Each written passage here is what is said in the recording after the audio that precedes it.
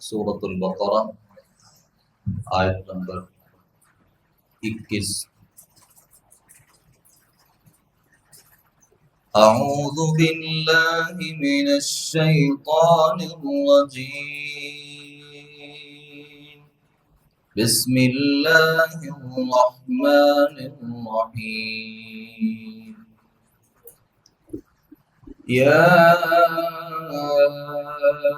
अय्युहन नास उअ्बुदू रब्बकुमुल्लज़ी खलक़कुम वल्लज़ीन मिन क़ब्लिकुम लअल्लकुम तत्तक़ून। الذي جعل لكم الأرض فراشا والسماء بناء وأنزل من السماء ماء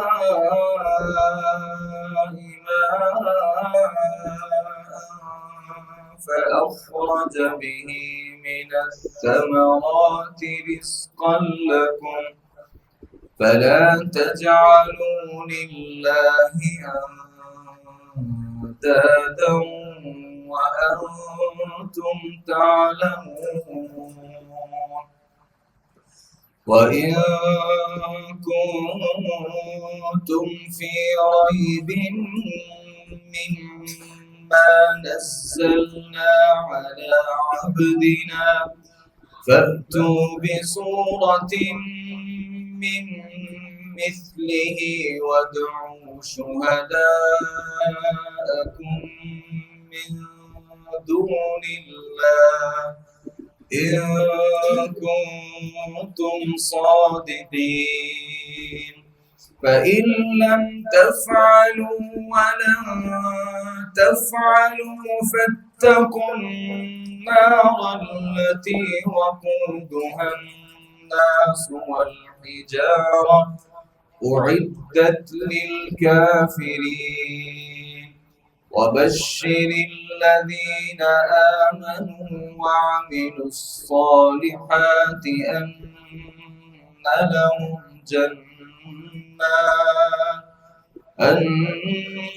لهم جنات تجري من تحتها الأنهار كلما رزقوا منها من ثمرة رزقا قالوا هذا الذي رزقنا من قبل وأتوا به متشابها ولهم فيها أزواج مطهرة وهم فيها خالدون. या अय्युहन्नास है लोगों, उअ्बुदू रब्बकुम तुम अपने रब की इबादत करो, अल्लज़ी खलक़कुम वो जिसने तुम्हें पैदा किया, वल्लज़ीना उन लोगों को मिन क़ब्लिकुम जो तुमसे पहले थे, लअल्लकुम तत्तक़ून ताकि तुम परहेज़गार बनो। अल्लज़ी जअल लकुमुल अर्द फ़िराशा वो ज़ात जिसने तुम्हारे लिए ज़मीन को एक बिछोना बना दिया, वस्समाअ बिनाअ और आसमान को छत बना दिया, व अंज़ल मिनस समाइ माअन और उसने उतारा आसमान से पानी, फ़अख़रज बिही मिनस समरात तो निकाला उसके ज़रिए फलों से, रिज़्क़न लकुम तुम्हारे लिए रिज़्क़, फ़ला तजअलू लिल्लाहि अंदादन तो अल्लाह के लिए किसी किस्म के शरीक न बनाओ, व अंतुम तालमून जबकि तुम जानते हो। व इन कुंतुम फी रैबिन और अगर तुम हो किसी शक में, मिम्मा उससे नज़्ज़लना अला अब्दिना जिसे हमने नाजिल किया अपने बंदे पर, फ़अतू बिसूरतिन मिन मिस्लिही तो तुम ले आओ इस जैसी कोई एक सूरत, वदऊ शुहदाअकुम मिन दूनिल्लाह और तुम बुला लो गवाह हिमायती अल्लाह के अलावा, इन कुंतुम सादिकीन अगर तुम सच्चे हो। फ़इन लम तफ़अलू अगर तुम ऐसा ना कर सको, वलन तफअलू, और तुम हरगिज नहीं कर सकोगे। फत्तकुन नार, तो बचो उस आग से, अल्लती वक़ूदुहा अन्नास वल हिजारा, वो जिसका ईंधन इंसान और पत्थर है। उइद्दत लिल काफिरीन, तैयार की गई है काफिरों के लिए। वबश्शिरिल लदीना आमनू, और बशारत दीजिए उन लोगों को जो ईमान लाए। वअमिलुस सालिहात, और उन्होंने नेक अमाल किए। अन्न लहुम जन्नात, बिलाशुबा उनके लिए ऐसे बागात हैं। तजरी मिन तहतिहल अन्हार, जिनके नीचे से नहरें बहती हैं। कुल्लमा रुज़िक़ू, जब भी वो रिज़्क दिए जाएंगे, मिनहा उससे, मिन समरतिन रिज़्क़न, फलों में से कोई रिज़्क, कालू तो कहेंगे हादल लज़ी, ये वो है, रुज़िक़ना मिन क़ब्लु, जो हम इससे पहले भी दिए गए थे।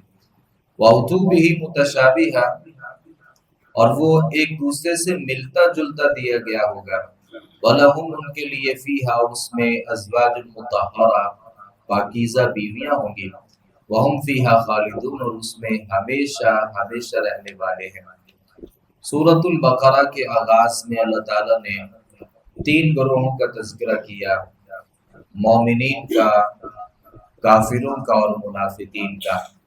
आगे अल्लाह रब्बुल आलमीन ने ये तमहीदी गुफ्तगू करने के बाद सारी दुनिया के लोगों को मुखातब किया, जिसमें सिर्फ मुसलमान शामिल नहीं है, बल्कि सारी दुनिया के लोग हैं, इंसान हैं। अल्लाह मुखातब करके फरमाते हैं, लोगों अपने रब की बंदगी करो जिसने तुम्हें पैदा किया और उनको भी पैदा किया जो तुमसे पहले है। अल्लाह ताला ने अपनी बंदगी का जो तकाजा किया है वो दलील के साथ किया। अल्लाह फरमाते, मेरी बंदगी क्यों आप करें, वजह ये है कि मैं तुम्हारा खालिक हूँ। यानी कोई बंदा ये कहे कि आप मेरी बंदगी करो और बगैर किसी दलील के और बगैर किसी एहसान के, तो उसकी बंदगी समझ नहीं आती।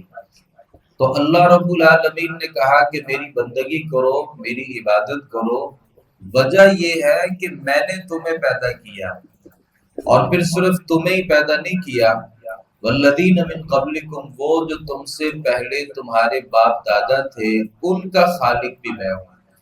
और बंदगी करने का मकसद बता दिया कि लअल्लकुम तत्तकून, मकसद ये है कि आप डरने वाले बन जाओ, परहेजगार बन जाओ।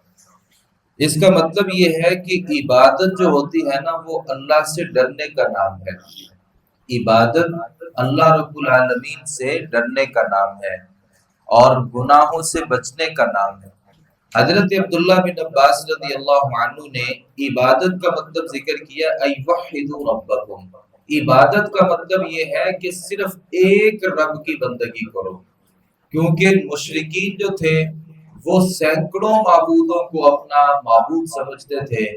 तो अल्लाह रब्बुल आलमीन ने सबसे पहला पैगाम ये जारी किया लोगों के नाम कि अपने एक रब की बंदगी करो जिसने तुम्हें पैदा किया, और तुम्हें ही नहीं बल्कि तुम्हारे बाप दादा को पैदा किया। और फिर तुम्हारे लिए अल्लाह ने क्या किया, अल्लज़ी जअल लकुमुल अर्द फिराशा, तुम्हारे लिए अल्लाह ने जमीन को बिछौना बनाया, आसमान को छत बनाया, फिर आसमान से बारिश की सूरत में पानी को जमीन पर बरसाया, फिर उस पानी को जमीन के अंदर पेवस्त किया, और फिर उस जमीन से तुम्हारे लिए रिज्क पैदा किए।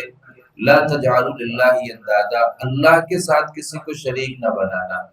अल्लाह ने पैदा किया तुम्हें, तुम्हारे बाप दादा को, तुम्हारे लिए सारी चीजों को पैदा किया, तुम्हें लोगों के आसरे पर नहीं छोड़ा और गैरुल्लाह के लिए नहीं छोड़ा, बल्कि अल्लाह रब्बुल आलमीन ने तुम्हारे लिए तमाम की तमाम उन चीजों को पैदा किया जो तुम्हारी जरूरत थी। तो अल्लाह का मुतालबा ये है कि अल्लाह के अलावा किसी को शरीक न बनाना।